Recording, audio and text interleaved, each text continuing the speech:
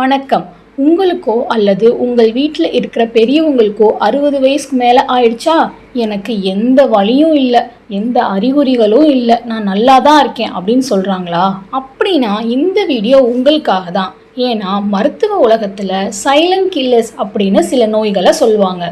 எந்த வலியோ அறிகுறியோ இல்லாமல் நம்ம உடம்புக்குள்ளேயே வளர்ந்து திடீர்னு ஒரு நாள் பெரிய ஆபத்தை உருவாக்கிறோம்.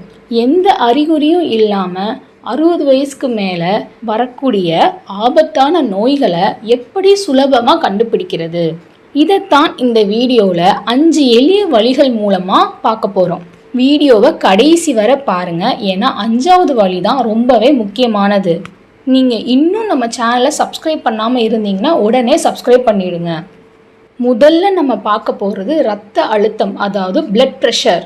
நிறைய பேர் எனக்கு தலை சுற்றல் இல்லை, தலைவலி இல்லை, அப்புறம் எப்படி எனக்கு பிபி இருக்கும் அப்படின்னு நிறைய பேர் கேட்பாங்க. ஆனால் உண்மை என்னன்னா, பெரும்பாலும் பிபிக்கு எந்த அறிகுறியுமே இருக்காது. அதனால தான் இதை சைலண்ட் கில்லர் அப்படின்னு சொல்கிறாங்க. ஸோ நம்ம என்ன செய்யணும்? 60 வயசுக்கு மேலே இருக்கிறவங்க மாதத்தில் ஒரு தடவையாவது பிபி செக் பண்ணணும். இப்போது நம்ம வீட்டிலையே செக் பண்ணுறதுக்கு டிஜிட்டல் மிஷின்லாம் வந்துருச்சு. அதனால நீங்கள் செக் பண்ணும்போது 140/90க்கு மேலே உங்களுக்கு காட்டுச்சுன்னா நீங்கள் உடனே டாக்டரை போய் பார்த்துடணும். நீங்கள் ரொம்ப அசால்ட்டாக அலட்சியமாக விட்டுட்டிங்கன்னா இது ஹார்ட்டு மற்றும் கிட்னியை ரொம்பவே பாதிச்சிடும். ரெண்டாவதாக பார்க்க போகிறது சர்க்கரை நோய். சர்க்கரை நோய் வந்தால் எப்போவும் அதிகமாக தாகம் எடுக்கும் அல்லது ரொம்பவே பசி எடுக்கும் அப்படின்னு அவசியமே இல்லை. சிலருக்கு சோர்வு மட்டும்தான் இருக்கும், ஆனால் அது வயசான காலத்தில் வர சோர்வு அப்படின்னு நம்ம ஈஸியாக விட்டுடுறோம். ஸோ இப்போ நம்ம என்ன செய்யணும்னா, வெறும் வயிற்றில் ஒரு டெஸ்ட்டு, அதாவது ஃபாஸ்டிங் பிளட் சுகர், அதுக்கப்புறம் சாப்பிட்டு 2 மணி நேரம் கழித்து ஒரு டெஸ்ட்டு, அதாவது PPBS. அதை விட முக்கியமாக 3 மாதங்களுக்கு ஒரு முறை ஒரு டெஸ்ட்டு செய்யணும், அது HbA1c. இந்த டெஸ்ட்டு கடந்த 3 மாதங்களில் உங்கள் உடம்புல சர்க்கரை அளவு எப்படி இருந்துச்சு அப்படின்றத கரெக்டாக காட்டிடும். இப்போது இத்தனை டெஸ்ட்டும் நீங்கள் தனித்தனியாக எடுக்கிறதுக்கு உங்களுக்கு செலவும் அதிகமாகலாம். அதனால நான் ஒரு டெஸ்ட்டு சொல்கிறேன், அந்த டெஸ்ட்டை நீங்கள் வருஷத்துக்கு ஒரு முறை எடுத்தால் போதும். இந்த டெஸ்ட் மூலயமா உங்கள் உடம்புல ஏதாவது பிரச்சனை இருந்துச்சுன்னா கண்டிப்பாக அது காட்டி கொடுத்துரும். ஸோ வீடியோவோட கடைசியில் அந்த டெஸ்ட் என்னன்னு நான் சொல்கிறேன். 3வது விஷயம், இது பெண்களை அதிகமாக பாதிக்கும். ஆஸ்டியோபோரோசிஸ், அதாவது எலும்புகள் பலவீனம் அடைதல். எலும்புகள் உள்ளுக்குள்ளேயே அரிச்சுக்கிட்டே போகும், ஆனால் வலிக்காது. ஆனால் திடீர்னு ஒரு நாள் நீங்கள் லேசாக வலிக்கி விழுந்தா கூட உடனே போன் ஃப்ராக்சர் ஆகிடும். ஸோ இதுக்கு நம்ம என்ன பண்ணணும்? 60 வயசு மேலே இருக்கிறவங்க, குறிப்பாக பெண்கள், போன் மினரல் டெஸ்ட் அல்லது டெக்ஸா ஸ்கேன் எடுத்து எலும்புகளோட அடர்த்தியை சரி பார்க்கணும். கூடவே விட்டமின் D மற்றும் கால்சியம் அளவுகளை டெஸ்ட் பண்ணிக்கிறது ரொம்பவே நல்லது. 4வதாக நம்ம பார்க்க போகிறது கொலஸ்ட்ரால் லெவல். நம்ம உடம்புல கெட்ட கொழுப்பு அதிகமானால் அது இரத்த நாளங்களில் அப்படியே படிந்திடும். இது நெஞ்சு வலி வர்ற வரைக்கும் நமக்கு தெரியவே தெரியாது. இதுக்கு நம்ம என்ன பண்ணணும்? வருஷத்துக்கு ஒரு தடவை லிபிட் ப்ரொஃபைல் டெஸ்ட் எடுத்துடணும்.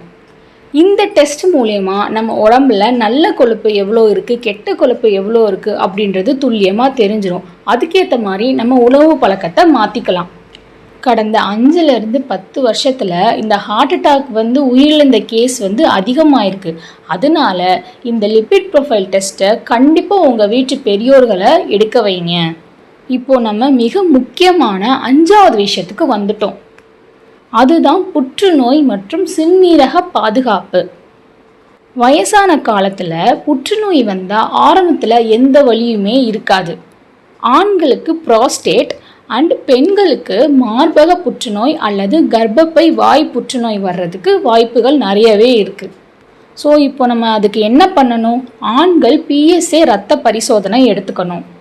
பெண்கள் என்ன பண்ணணும்னா மேமோகிராம் அல்லது பேப்ஸ்மியர் அப்படின்ற ஒரு டெஸ்ட்டு எடுத்துக்கணும். இந்த டெஸ்ட்டுகளை நீங்கள் வருஷத்துக்கு ஒரு முறை நீங்கள் எடுத்தால் போதும். நீங்கள் தைரியமாக ஆரோக்கியமாக வாழலாம். சிறுநீரகத்துக்கு என்ன பண்ணணும்னா சீரம் கிரியேட்டினைன் அப்படின்ற ஒரு டெஸ்ட்டும் அப்புறம் யூரின் அனாலிசிஸும் செஞ்சுக்கணும். இப்போது நம்ம பார்த்த கடைசியாக இந்த 4வது மற்றும் 5வது டெஸ்ட்டு தான் உங்களுக்கு ரொம்ப ரொம்ப முக்கியமானவை.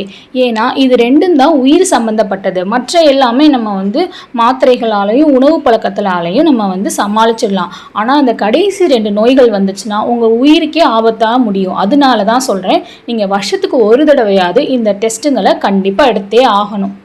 இப்போது கடைசியாக பார்க்க போகிறது வாழ்க்கை முறை மாற்றம். அதாவது இந்த டெஸ்ட்லாம் ஒரு பக்கம் இருந்தாலும் நம்ம வாழ்க்கையில் என்னென்ன மாற்றங்கள் பண்ணால் இந்த நோய்கள் வராமல் நம்ம தடுக்கலாம் அப்படின்றத பார்க்க போகிறோம். ஃபஸ்ட்டு ஸ்டெப்பு டெய்லி வாக்கிங் போகிறது. இது பிபி மற்றும் சுகரை கட்டுப்படுத்தும். 2வது ஸ்டெப்பு உணவு பழக்கம். அதாவது காய்கறிகளையும் சிறுதானியங்களையும் அதிகமாக எடுத்துக்கோங்க. உப்போட அளவையும் சர்க்கரை அளவையும் குறைச்சிக்கோங்க. இப்போது அடுத்த ஸ்டெப்பு என்னென்னா நல்ல தூக்கம் மற்றும் மன அமைதி. மன அழுத்தம் இல்லாமல் நிம்மதியாக தூங்குறது நோய் எதிர்ப்பு சக்தியை அதிகரிக்கும். ஸோ மக்களே, 60 வயசுக்கு மேலே எனக்கு உடம்புல எந்த வலியும் இல்லை அப்படின்னு அசால்ட்டாக இருந்துடாதீங்க. இது மட்டும் இல்லாமல் நீங்கள் வருஷத்துக்கு ஒரு தடவை மாஸ்டர் ஹெல்த் செக்கப் மட்டும் பண்ணிட்டீங்கன்னா நீங்களும் உங்கள் குடும்பமும் நிம்மதியாக வாழலாம். இந்த வீடியோ உங்களுக்கு பயனுள்ளதாக இருந்தால் கட்டாயம் ஒரு லைக் போடுங்க. உங்கள் நண்பர்களுக்கு, உங்கள் வீட்டு பெரியவங்களுக்கு இந்த வீடியோவை கண்டிப்பாக வாட்ஸ்அப்பில் ஷேர் பண்ணி விட்டுருங்க.